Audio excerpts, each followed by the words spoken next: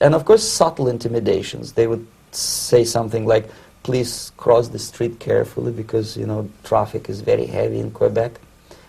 And fortunately, I know about the psychology and the logic of activity of the KGB, and I never allowed myself to be intimidated.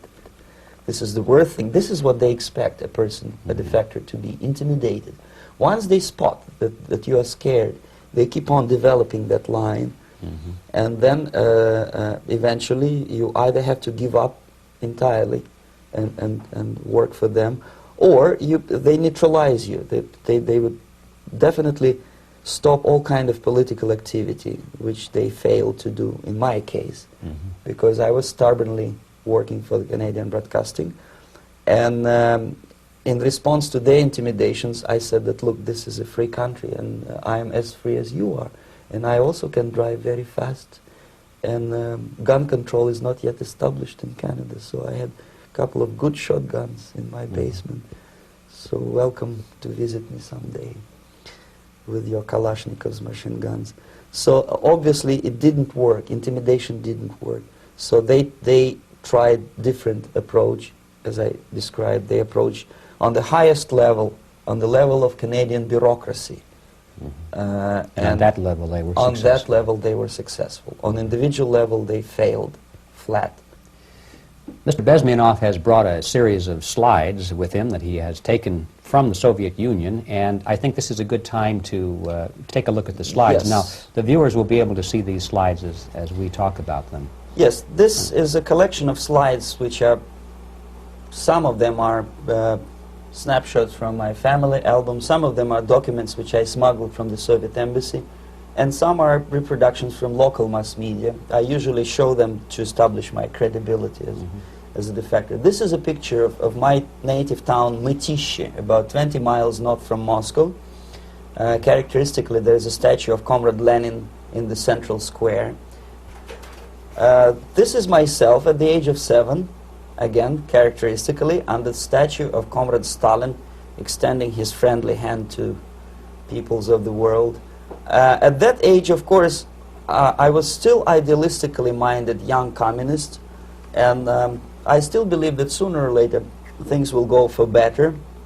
But I realized that the system stinks, that something is fishy, and that ideology is fake, and the propaganda about advanced Soviet agriculture simply didn't meet the criteria of reality.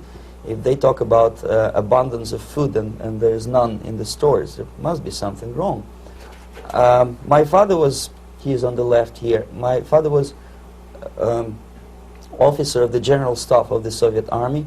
He was inspector of land forces, Soviet troops stationed in countries like Mongolia, Cuba, East European countries. Were he alive today, most likely he would be inspecting Soviet troops in Nicaragua, Angola, and many other parts of the world.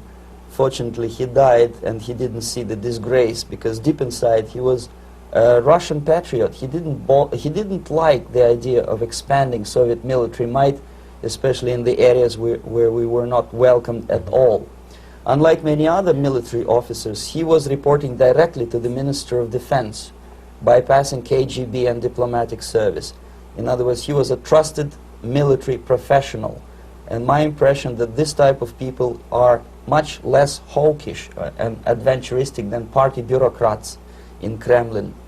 When American mass media describes Soviet military as potentially dangerous counterpart for Pentagon, I simply laugh, because I know better. I know that the most dangerous part of the Soviet power structures are not military at all. Most likely, if they come to power in my country, they'll be more sensible negotiators for nuclear disarmament and withdrawal of the Soviet troops from many parts of the world. But if someone from the party structure or the KGB structure were to give the orders for a military intervention, they have to obey, they yes, would follow. Because they are professional military. But they, you see, the triangle of power and hate in USSR is the party at the top, the party elite, the oligarchy of the party, then the military and the KGB at the bottom. They hate each other. And the most hated triangle, the most hated corner of the triangle is the Communist Party bureaucrats. They are the most adventuristic, senile megalomaniacs. They can start war. I wouldn't be surprised. Not the military. They know what war is. Yes. At least my father did.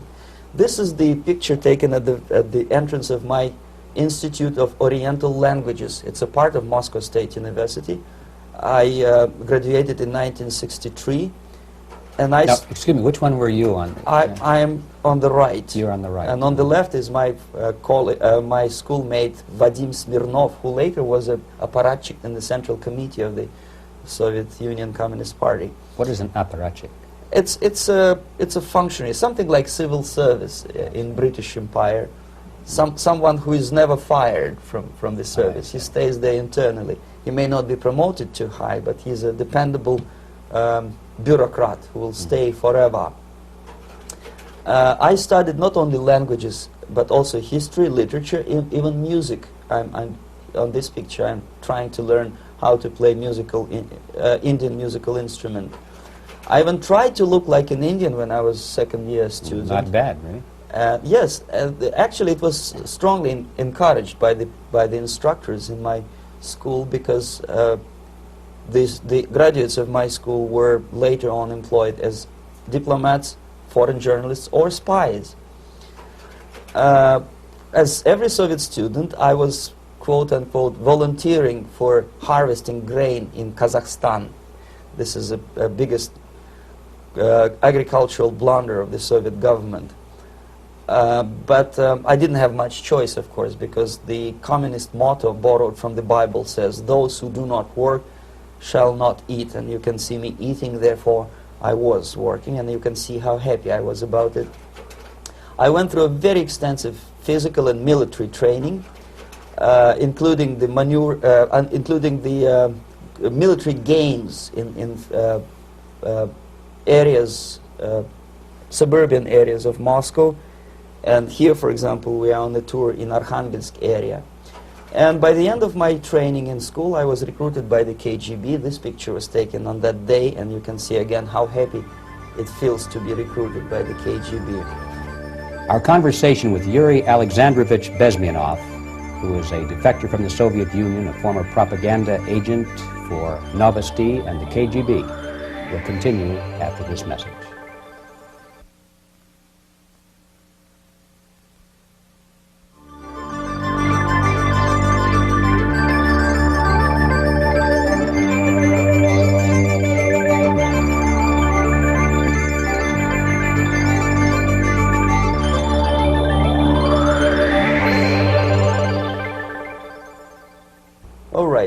As every student in USSR, I went through very extensive physical and military training and civil defense training too. Unlike in the United States, where civil defense is virtually non-existent, zero. In USSR, every student, whatever his major subject, has to go through very extensive 4-year military and civil defense training. You can see me here with a group of students during one of the war games near Moscow.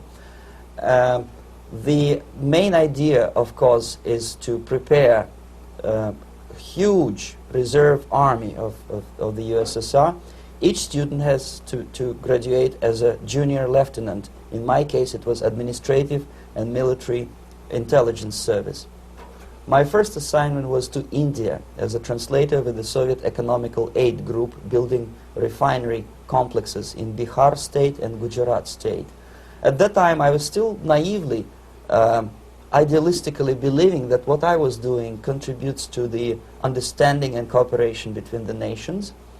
It took me quite a number of years to realize that what we were bringing to India was a new type of colonialism, 1,000 times more oppressive and exploitative than any colonialism or imperialism in history of mankind.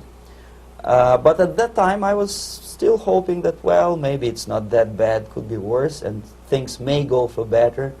And I even tried to implement the beautiful Marxist motto, proletarians of all the countries unite. I tried to unite with a nice Indian girl, and I was fascinated by Indian culture, by the family life in this country. But obviously, Communist Party had different plans for my genes, so I had to marry this beautiful Russian girl.